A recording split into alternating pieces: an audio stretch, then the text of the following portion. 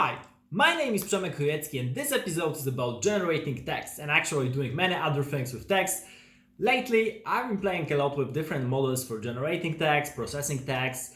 This is what I've been doing for the past couple of months basically. When it comes to writing code, so I've been playing with GPT2, I've been playing with Grover, I've been reading a lot about Megatron, Control, and a couple other models that are out there in the wild right now. Because the last 2 years were really breakthrough years when it comes to generating text with deep learning. There are many things based on transformer architectural, the more complex LSTMs, stuff which was really founded recently, really put to use recently, and the results are really amazing. Those are the texts that are created are really engaging. It's really much more personalized to what you want them to do. So it's really great. And there are a couple of open problems within this domain that I've been thinking about, and I want to leave it here because maybe you have the answers, maybe you want to write a research paper based on that, because as far as I know, nobody has a really good answer for that. So coming back to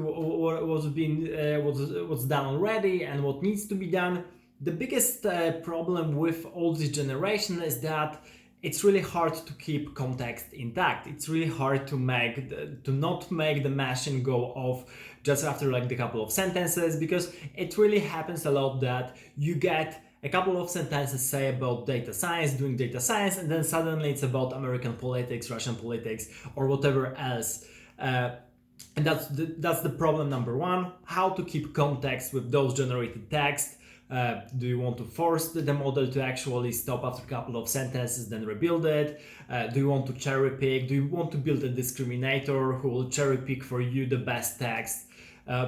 So there are those problems like that, because if you even look at the texts which are generated and if you haven't tried it for yourself, then you might have this impression that those texts are already perfect. You get really great examples, but the truth to the story is that most of the texts that you see online are really cherry-picked, meaning that you either had generated a lot of samples and choose the best one, or you even go to editing those texts and choosing different fragments from different texts.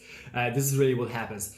So as a person who actually experimented a lot with those models, I think the best approach that works right now is firstly cherry-picking your different examples and then even further editing those.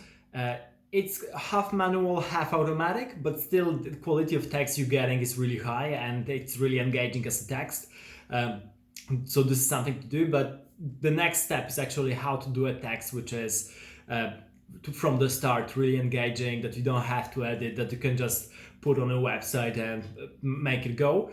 So that's one thing. And another thing is how to make more things related to what you want them to generate. So the great example is sport news. How do you generate sport news and keep in mind all the goals that were shot, the players that has shot these goals? So if you imagine the situation, for example, you want to have live commentary, so commentary by AI or post-factum commentary, and the problematic part is how do you keep track of all the variables that are within the text so that it still makes sense? So for example, if you said in the first sentence that the Manchester won against Arsenal and it was 2-0, then how do you keep track of all the goals and how do you keep track of the players who actually scored the goal? How do you make sure that those are the players that belong to the team?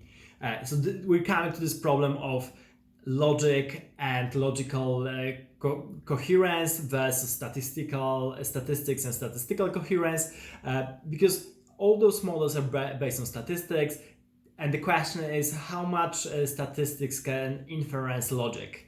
So some of the things and some of the knowledge about the given domain, like sports, is actually as a hidden variable somewhere in the statistics. But the question is, how do you extrapolate that? How do you use this knowledge for generate text so that you can force the machine to write in the fashion that you want? So you can force your algorithms to, for example, write about the score 2.0 to Manchester versus Arsenal, and not vice versa, so that you don't get results like one goal for this team, one goal for the other, or even more random stuff. So if you were to generate that kind of things with GPT-2 right now or Grover, then basically what you would get some kind of article about Manchester and Arsenal, but you have no guarantee anything about the score can go on. You have no guarantee about the content in later sentences, and there are many problems like that. So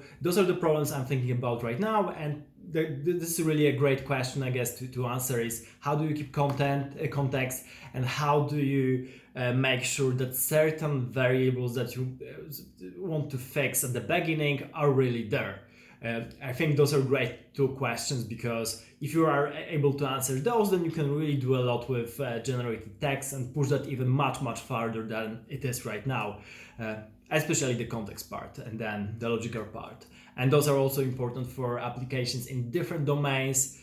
So hopefully we see solutions to those soon or soonish. This is really great questions. Let me know what you think about that. Thank you for watching this episode, and please subscribe to my channel. See you in the next episode.